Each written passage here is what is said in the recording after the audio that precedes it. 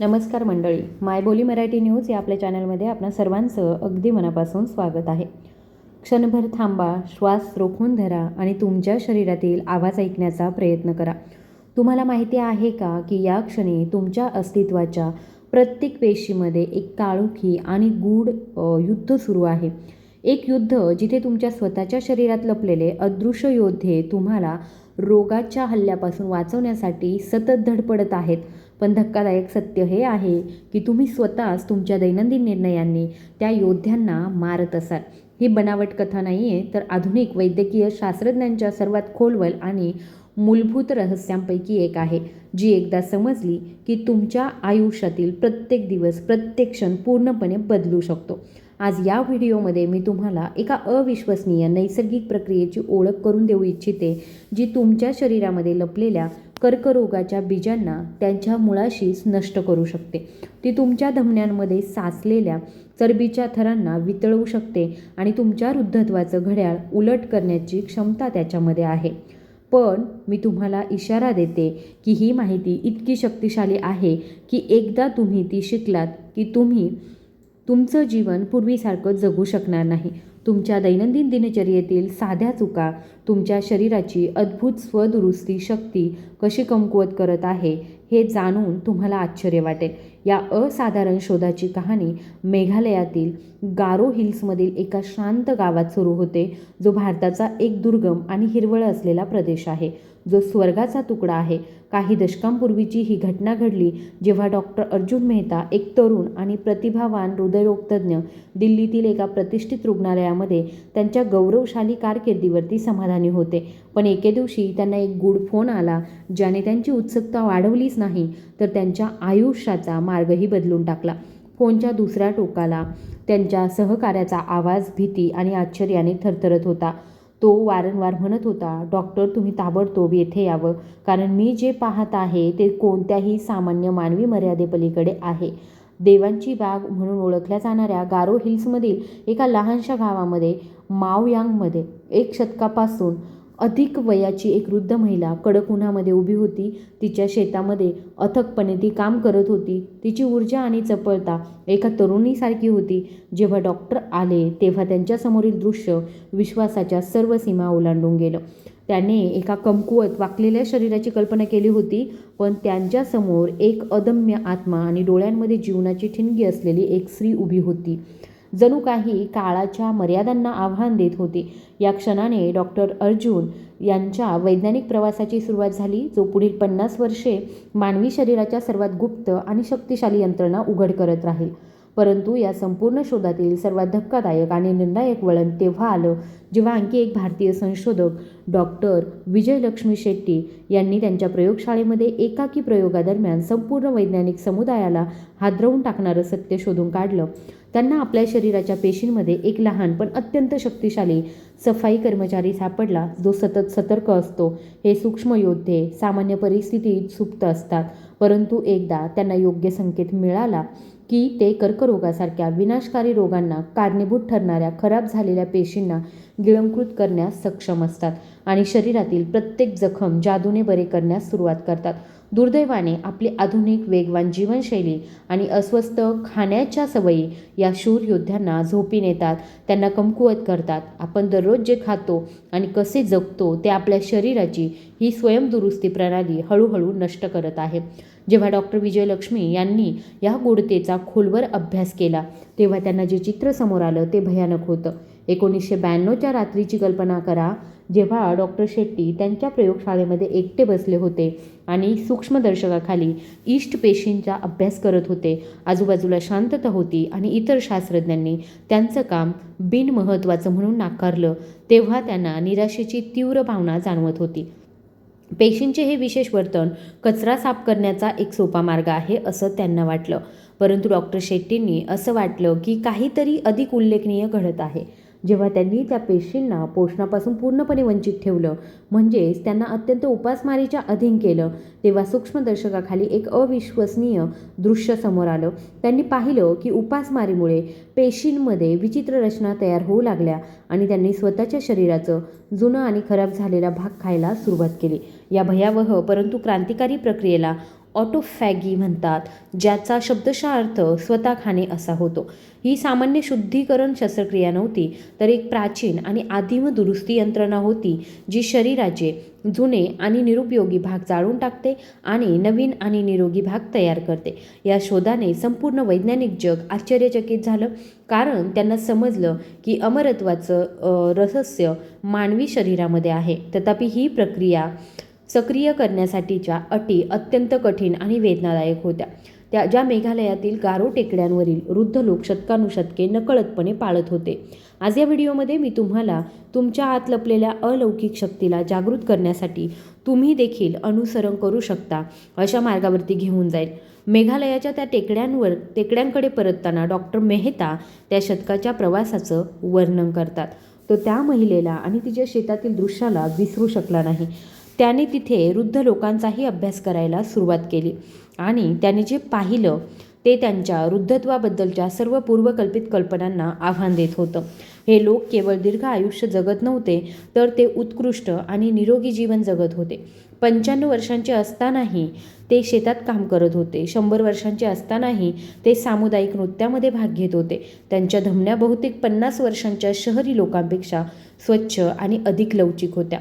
कर्करोग आणि हृदयरोगाचे प्रमाण जवळजवळ नगण्य होतं. त्यांचं रहस्य महागडी औषधे किंवा गुंतागुंतीचे उपचार नव्हते. त्यांचं रहस्य म्हणजे ते दिवसातून 3 वेळा करत असत, त्याकडे कधीही जास्त लक्ष न देता. डॉक्टर अर्जुनला आढळलं की ते जयतक नावाच्या एका प्राचीन तत्वाचं पालन करतात, ज्याचा अर्थ थोड्या प्रमाणामध्ये भूक राखणं असा होता. प्रत्येक जेवणापूर्वी ते शांतपणे स्वतःला त्यांचं पोट पूर्णपणे नाही तर अंशतः भरण्याची आठवण करून देत होते. सोपे वाटते नाही का? पण डॉक्टर अर्जुनला तेव्हा खरोखर काय घडत आहे हे समजलं. 80% तृप्ततेवर थांबून हे दीर्घायुषी व्यक्ती ऑटोफॅजी नावाच्या स्विचला चालना देण्यासाठी आवश्यक असलेले अचूक वातावरण तयार करत होते. त्यांच्या पेशींना स्वच्छता आणि दुरुस्ती सुरू करण्यासाठी पुरेसा ताण येत होता, पण इतका नाही की ते हानिकारक बने. तुमच्या पेशी एका महाकाय कारखान्यासारखी कल्पना करा. जेव्हा तुम्ही सतत खात असता तेव्हा सर्व कामगार नवीन कच्चा माल प्रक्रिया करण्यास व्यस्त असतात. देखभाल आणि दुरुस्तीसाठी वेळ उरत नाही. पण जेव्हा तुम्ही त्यांना विश्रांती देता, जेव्हा तुम्ही 80% वर थांबता, तेव्हा अचानक रात्रीच्या शिफ्टमधील कामगार कामाला लागतात. ते स्वच्छता, तुटलेली मशीन दुरुस्ती करणं आणि खराब झालेले उपकरणे फेकून देण्यास सुरुवात करतात. पण भारतातील एक जिवंत आख्यायिका बनलेले डॉक्टर प्रकाश जोशी जेव्हा चित्रात येतात, तेव्हा कथा काही रोमांचक होते. ते केवळ एक संशोधक नव्हते, तर असे कोणी होते जे दररोज या तत्वांना प्रत्यक्षात आणत होते. ते काम करत होते, हे सिद्ध करत होते आणि त्यांनी 105 वर्षांच्या वयापर्यंत असेच केले. डॉक्टर जोशी यांना त्यांच्या कारकिर्दीच्या सुरुवातीलाच खोलवरची समज मिळाली होती आणि शरीराच्या इतर भागांमध्ये ही समस्या निर्माण होतात. त्यांची त्वचा अकाली वृद्ध होऊ लागली, त्यांची ऊर्जा पातळी कमी झाली आणि त्यांची रोगप्रतिकारक शक्ती कमकुवत झाली. तेव्हाच त्यांना एक गहन सत्य समजलं. तुमच्या आतड्यांचं आरोग्य हे इतर सर्व गोष्टींसाठी मुख्य स्विच आहे. त्यांनी आखलेला लाईफ एक्सटेन्शन प्लॅन हा प्रोटोकॉल अजिबात क्लिष्ट नव्हता. डॉक्टर जोशी हलका नाश्ता करत असत, अगदी माफक प्रमाणामध्ये दुपारचं जेवण करत असत आणि रात्री मुख्य जेवणाची वाट पाहत असत. मुख्य म्हणजे ते संध्याकाळी 6 वाजेपर्यंत जेवण संपवत आणि दुसऱ्या दिवशी सकाळी 10 वाजेपर्यंत काहीही खात नसत. याचा अर्थ त्यांनी त्यांच्या शरीराची दुरुस्ती यंत्रणा सक्रिय करण्यासाठी 16 तासांचा ब्रेक दिला. त्याचे परिणाम असाधारण होते. 100 वर्षाच्या वयातही डॉक्टर जोशी रुग्णांना भेटत राहिले. 102व्या वर्षी ते व्याख्यान देण्यासाठी लंडनला गेले. ते दिवसाचे 18 तास काम करत होते आणि त्यांच्या अर्ध्या वयाच्या लोकांपेक्षा जास्त ऊर्जावानसुद्धा दिसत होते. पत्रकारांना त्यांचं रहस्य जाणून घ्यायचं होतं तेव्हा ते हसत म्हणाले, मी माझ्या शरीराला दररोज रात्री घर स्वच्छ करण्यासाठी वेळ देतो. दरम्यान आणखी एक भारतीय डॉक्टर अनिता देशमुख वैद्यकीय जगाला हादरवून टाकणारा एक शोध लावत होत्या. त्या भारतीय आयुर्वेदिक अभ्यासकाने मानवी पचन संस्थेच्या आत पाहण्याची एक नवीन पद्धत विकसित केली होती आणि त्यांनी जे पाहिलं त्यामुळे आरोग्याबद्दलच्या सर्व धारणा बदलल्या. 30 वर्षांहून अधिक काळ डॉक्टर देशमुख यांनी 3 लाखहून अधिक लोकांच्या आतड्यांचं परीक्षण केलं. त्या केवळ त्यांच्या पचनसंस्थेकडे पाहूनच एखाद्या व्यक्तीच्या एकूण आरोग्याचं मूल्यांकन करू शकत होत्या. ज्या लोकांनी भरपूर प्रक्रिया केलेलं अन्न, मांस आणि दुग्धजन्य पदार्थ खाल्ले त्यांचे आतडे जाड, लहान आणि नुकसानाच्या स्पष्ट लक्षणांनी भरलेले होते. परंतु ज्यांनी पारंपरिक भारतीय किंवा साध्या शाकाहारी आहाराचं पालन केलं त्यांचे जे आतडे आहेत ते स्वच्छ होते आणि दशकानुदशके ते तरुण दिसत होते. परंतु त्यांना सर्वात आश्चर्य वाटलं ते म्हणजे ज्या लोकांची पचनसंस्था सर्वात निरोगी होती ते असे होते जे नियमितपणे त्यांच्या पचनसंस्थेला लांब विश्रांती देत असत. त्यांनी कोणताही गुंतागुंतीचा आहार किंवा महागडे पूरक आहार घेतले नाही. त्यांनी फक्त त्यांच्या पूर्वजांनी नैसर्गिकरित्या जे केलं तेच केलं. एका मर्यादित वेळेत खाणं आणि दीर्घकाळ उपवास करणं. डॉक्टर देशमुख यांना समजलं की जेव्हा तुम्ही तुमच्या पचनसंस्थेवरती सतत ताण येतो तेव्हा तिला स्वतःला दुरुस्त करण्याची संधी मिळत नाही.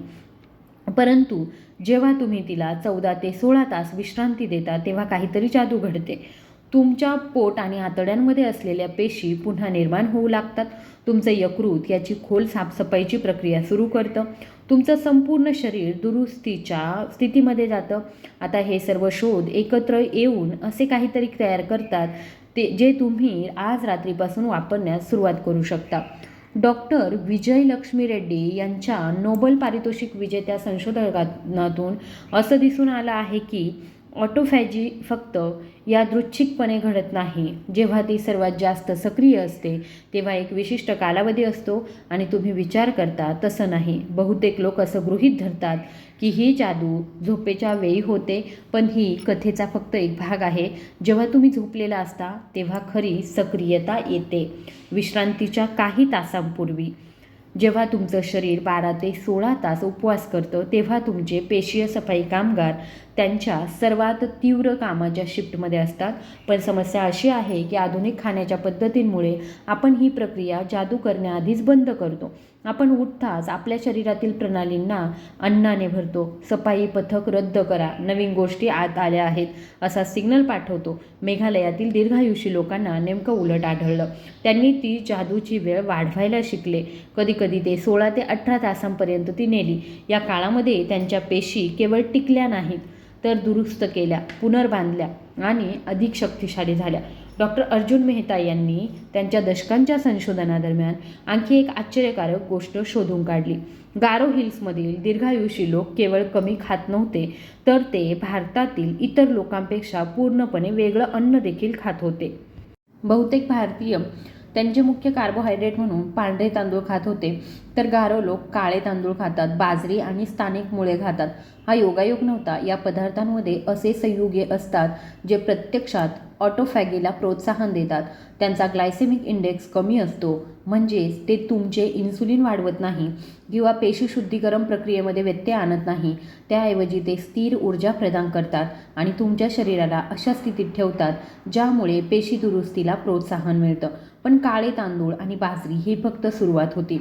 डॉक्टर अर्जुन यांनी दस्तऐवजीकरण केलं की या दीर्घायुषी लोकांनी त्यांच्या प्लेट्स रंगबिरंगी भाज्या, पालेभाज्या, स्थानिक औषधी वनस्पती आणि रंगबिरंगी भाज्यांनी कसे भरले. प्रत्येक जेवण त्यांच्या पेशी दुरुस्ती किटमध्ये आणखी एक साधन जोडण्यासारखं होतं. उदाहरणार्थ कारलं आणि कडुलिंब सारख्या भाज्यांमध्ये असे संयुगे असतात जे रक्तातील साखर नियंत्रित करण्यास आणि इन्सुलिन कमी पातळीवर ठेवण्यास मदत करतात, जे ऑटोफॅगी राखण्यासाठी आवश्यक आहे. स्थानिक औषधी वनस्पतींमध्ये शरीराच्या डिटॉक्सिफिकेशन प्रक्रियेला समर्थन देणारे खनिजे असतात. रंगीत हिरव्या भाज्या अँटीऑक्सिडंट्स पुरवतात जे दुरुस्ती आणि प्रक्रियेदरम्यान पेशींचं संरक्षण करतात. येथे एक तपशील आहे ज्याकडे बहुतेक लोक दुर्लक्ष करतात. हे दीर्घायुषी व्यक्ती केवळ काय खातात याची जाणीव ठेवत नव्हते तर ते काय प्यायले याबद्दल देखील हुशार होते. डॉक्टर अर्जुन यांनी निरीक्षण केलं की त्यांच्या बहुतेक निरोगी अभ्यास विषयांमध्ये तासनतास चालणारा एक धार्मिक दैनंदिन चहाचा विधी होता. पण तो फक्त विश्रांतीसाठी नव्हता. त्यांनी निवडलेल्या चहामध्ये जसं की तुळशी चहा, ग्रीन टी आणि एक खास गारो पहाडी मिश्रण ऑटोफॅगिक प्रक्रियेला प्रत्यक्षात आधार देणारं संयुग होतं. उदाहरणार्थ ग्रीन टीमधील पॉलिफेनॉल पेशी शुद्धीकरण आणि दुरुस्तीच्या टप्प्यामध्ये पेशींचं संरक्षण करण्यास मदत करतात. आणखी एक मनोरंजक गोष्ट म्हणजे दिवसभर हळूहळू चहा पिण्याच्या या पद्धतीमुळे त्यांना बेफिकिरी भाग नियंत्रणाचा सराव करण्यास मदत झाली. जेव्हा तुम्ही जाणीवपूर्वक चहा पिता तेव्हा तुम्ही अनावधानाने नाश्ता करण्याची शक्यता कमी असते. त्यांच्या पेशी पुनरुत्पादनास अनुकूल करण्याचा हा आणखी एक सोपा मार्ग होता. डॉक्टर प्रकाश जोशी यांनी असं काहीतरी शोधून काढलं होतं ज्यामुळे दिवसाच्या पहिल्या जेवणाकडे पाहण्याचा त्यांचा दृष्टिकोन पूर्णपणे बदलला. पारंपरिक जड नाश्त्याऐवजी ते ताज्या भाज्यांच्या रसाने, सामान्यतः गाजर किंवा कोरफडीच्या रसाने सुरुवात करायचे. त्यामध्ये फक्त 1 चमचा नारळाचं तेल मिसळलं जायचं. हे केवळ पोषणासाठी नव्हतं. नारळाच्या तेलाने साखरेचं शोषण कमी केलं आणि ऑटोफॅगी बंद करू शकणाऱ्या इन्सुलिनच्या तीव्र वाढीला प्रतिबंध केला. भाज्यांच्या रसाने पचनसंस्थेवर जास्त भार न टाकता आवश्यक पोषक तत्वे दिली, जी रात्रभर स्वतःची स्वच्छता आणि दुरुस्ती करून आधीच थकलेली होती. पण येथे महत्त्वाचा भाग असा होता की तो अर्धा ग्लास रस पिईल आणि नंतर कोणताही घनपदार्थ खाण्यापूर्वी 20 मिनिटे वाट पाहील. यामुळे त्यांच्या शरीराला उपवासाच्या अवस्थेतून हळूहळू आहार घेण्याच्या स्थितीमध्ये संक्रमण होण्यास वेळ मिळाला, ज्यामुळे दोन्ही टप्प्यांचं फायदे जास्तीत जास्त झाले. डॉक्टर अर्जुन मेहता, डॉक्टर प्रकाश जोशी आणि डॉक्टर देशमुख यांनी स्वतंत्रपणे शोधून काढलं की वेळ फक्त महत्त्वाची नव्हती, तर वेळ ही सर्वस्व होती. मानवी शरीर प्राचीन लयींवर चालतं, ज्यासाठी खाणं आणि उपवासाचं चक्र आवश्यक असतं. जेव्हा आपण सतत खाऊन या लयींमध्ये व्यत्यय आणतो तेव्हा आपण आपल्याला निरोगी आणि तरुण ठेवण्यासाठी तयार केलेल्या संधी नष्ट करत असतो. त्यांनी शोधलेला सर्वोत्तम नमुना म्हणजे तुमचं शेवटचं जेवण संध्याकाळी 6 ते 7 या वाजेपर्यंत पूर्ण करणं. थोडीशी भूक लागल्यावरती झोपा. जागे झाल्यानंतर किमान 12 तास आणि शक्य असल्यास 16 तास वाट पहा. तुमच्या पहिल्या पौष्टिक जेवणापूर्वी या वेळेमध्ये तुमची पेशी दुरुस्ती टीम ओव्हल टाईम काम करते, नुकसान दुरुस्त करते, विषारी पदार्थ काढून टाकते आणि तुम्हाला आतून बाहेरून पुन्हा तयार करते. परंतु हे कोणत्याही पारंपरिक उपवास आहारापेक्षा वेगळे बनवणारी गोष्ट म्हणजे ते वंचितपणा किंवा अतिरेकी उपायांबद्दल नाही, ते तुमच्या शरीराच्या नैसर्गिक लयींशी काम करण्याबद्दल आहे. जसे गारो हिल्समधील दीर्घायुषी लोकांनी पिढ्यानपिढ्या केला आहे. येथे गंभीर वास्तव्य आहे की डॉक्टर अर्जुन मेहता यांच्या अलीकडील संशोधनामधून असं दिसून आलं आहे की गारो हिल्समधील तरुण आता त्यांचे दीर्घायुष्य गमावत आहे. जसे ते ज्यांनी पाश्चात्य आहार प्रक्रिया केलेले अन्न, वारंवार नाश्ता आणि रात्री उशिरा जेवण स्वीकारलं आहे, त्यांनी मोठ्या शहरांमधील लोकांसारखंच आरोग्य परिणाम अनुभवले आहे. त्यांनी यावरून हे सिद्ध होतं की अनुवंशशास्त्र भविष्य ठरवत नाही. दीर्घायुषी लोक विशिष्ट जनुकांमुळे जास्त काळ जगत नव्हते, ते विशिष्ट वर्तनामुळे जास्त काळ जगत होते आणि त्या वर्तनामध्ये बदल होताच परिणाम बदलतात. पण एक चांगली गोष्ट अशी आहे की जर पाश्चात्य सवयी स्वीकारल्याने दीर्घायुष्य नष्ट होऊ शकतं, तर दीर्घायुषी लोकांच्या सवयी स्वीकारल्याने ते पुनर्संचयितसुद्धा होऊ शकतं. तुमच्या पेशी दुरुस्ती प्रणाली योग्य सिग्नलवर सक्रिय होण्यास तयार आहेत, तर तुम्ही हे प्राचीन ज्ञान कसं सक्रिय करता? आज रात्री सुरुवात करा. या भारतीय पायनियर्सच्या 50 वर्षांच्या संशोधनावर आधारित तुमच्यासाठी येथे चरण दर चरण सक्रियकरण क्रम आहे. आठवडा 1, जय तोका किंवा हलकी भूक सुरू करा.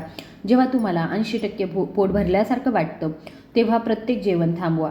ही मोजमाप किंवा मग गणना करण्याची बाब नाही, तुमच्या शरीराच्या सिग्नलशी जुळवून घेण्याची बाब आहे.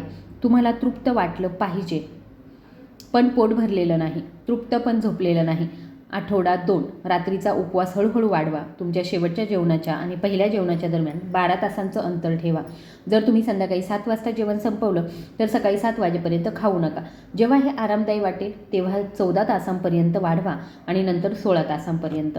आठवडा 3, तुमचा सकाळचा दिनक्रम जुळवून घ्या. घनपदार्थ खाण्याऐवजी ताज्या भाज्यांचा रस किंवा हर्बल चहाने सुरुवात करा.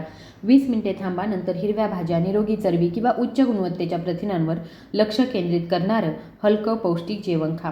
आठवडा 4, तुमचं मुख्य जेवण जुळवून घ्या. गारो हिल्सच्या मॉडेलचं अनुकरण करून ते रंगीत संपूर्ण अन्नाच्या मेजवानीत बदला. काळा भात, पालेभाज्या, स्थानिक औषधी वनस्पती, मसूर आणि हळद, आले आणि लसूण असलेल्या थोड्या प्रमाणामध्ये मासे किंवा पातळ मांस समाविष्ट करा. हे सर्व ऑटोफॅगी बूस्टर आहे.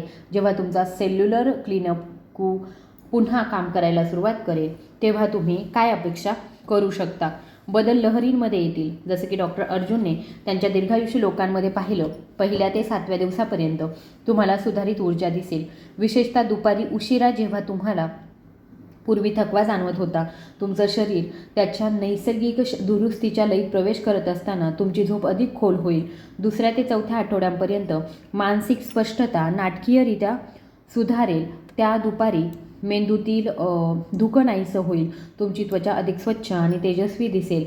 तुम्हाला लक्षात येईल की तुमचे कपडे वजन कमी न होताही चांगले बसतील. तुमचं शरीर अधिक कार्यक्षम होईल. 2ऱ्या ते 6व्या महिन्यापर्यंत येथेच खरं जादू घडते. तुमची रोगप्रतिकार शक्ती मजबूत होते. किरकोळ वेदना आणि वेदना नाहीशा होऊ लागतात. लोक असं म्हणू लागतील की तुम्ही तरुण, अधिक उत्साही दिसता आणि तुमची ऊर्जा दिवसभर स्थिर राहते, चढउतार होत नाही.